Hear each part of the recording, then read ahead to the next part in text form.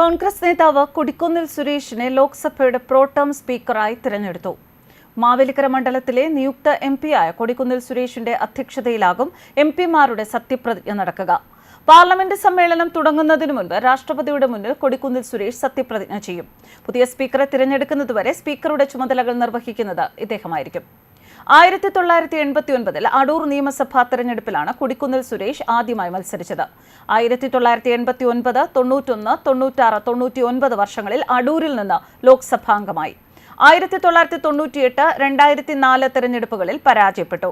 2009, 2014, 2019, 2024 തെരഞ്ഞെടുപ്പുകളിൽ മാവേലിക്കരയുടെ എംപിയായി. രണ്ടാം UPA സർക്കാരിന്റെ കാലത്ത് തൊഴിൽ സഹമന്ത്രിയായിരുന്നു. 68-കാരനായ കൊടിക്കുന്നിൽ സുരേഷ് മാവേലിക്കര ലോക്സഭാ മണ്ഡലത്തിൽ നിന്നുള്ള എംപിയാണ്. പാർലമെന്റിലെ ഏറ്റവും മുതിർന്ന അംഗമാണ് കൊടിക്കുന്നിൽ സുരേഷ്. ജൂൺ 24 ചേരുന്ന പാർലമെന്റ് സമ്മേളനത്തിൽ രാഷ്ട്രപതി ദ്രൗപദി മുർമു കൊടിക്കുന്നിൽ സുരേഷിന് സത്യവാചകം ചൊല്ലിക്കൊടുക്കും. അതേസമയം മന്ത്രിസഭാംഗങ്ങൾക്കും മറ്റ് എംപിമാർക്കും സത്യവാചകം ചൊല്ലിക്കൊടുക്കുന്നത് കൊടിക്കുന്നിൽ സുരേഷ് ആയിരിക്കും.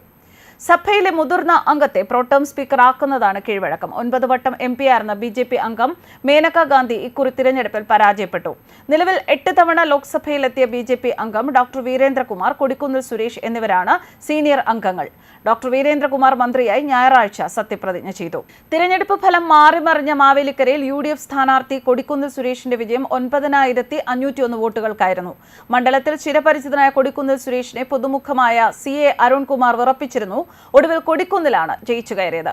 ജൂൺ 24 ലോക്സഭാ സമ്മേളനം ആരംഭിക്കുന്നത്. ജൂലൈ 3 ലോക്സഭാ സമ്മേളനം അവസാനിക്കും. 9 ദിവസത്തെ പ്രത്യേക സമ്മേളനത്തിൽ സ്പീക്കർ തിരഞ്ഞെടുപ്പ് ജൂൺ 26 നടക്കുന്നത്. 17ാമത് ലോക്സഭയിൽ BJPയുടെ ഓം ബിർള ആയിരുന്നു സ്പീക്കർ.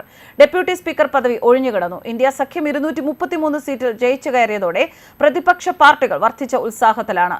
തുടർച്ചയായ 3ാം ഊഴത്തിലും മോദിയുടെ നേതൃത്വത്തിലുള്ള NDA സർക്കാർ രൂപീകരിച്ചുവെങ്കിലും UP, രാജസ്ഥാൻ, ഹരിയാന അടങ്ങുന്ന ഹിന്ദി ഹൃദയഭൂമിയിലേറ്റ തിരിച്ചടി BJPക്ക് ക്ഷീണമായി.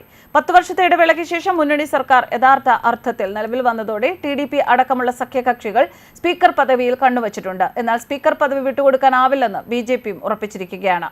ഭരണകക്ഷിയുടെയോ ഭരണമുന്നണിയുടെയോ ലോക്സഭയിലെ കരുത്തിന്റെയും നിയന്ത്രണത്തിന്റെയും പ്രതീകമായാണ് സ്പീക്കർ പദവിയെ കണക്കാക്കുക. സ്പീക്കറിനൊപ്പം ഡെപ്യൂട്ടി സ്പീക്കറെയും തിരഞ്ഞെടുക്കാൻ ഭരണഘടനയിൽ വ്യവസ്ഥയുണ്ട്. സ്പീക്കറുടെ അഭാവത്തിൽ സഭാ നടപടികൾ നിയന്ത്രിക്കുക ഡെപ്യൂട്ടി സ്പീക്കറായിരിക്കും.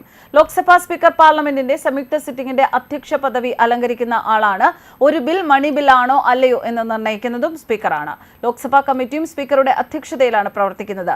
ഭരണഘടനാ പ്രകാരം ഡെപ്യൂട്ടി സ്പീക്കറുടേത് സ്വതന്ത്ര ഓഫീസാണ്. അത് സ്പീക്കർക്ക് വിധേയമായല്ല പ്രവർത്തിക്കുക. News desk കർബാനസ്.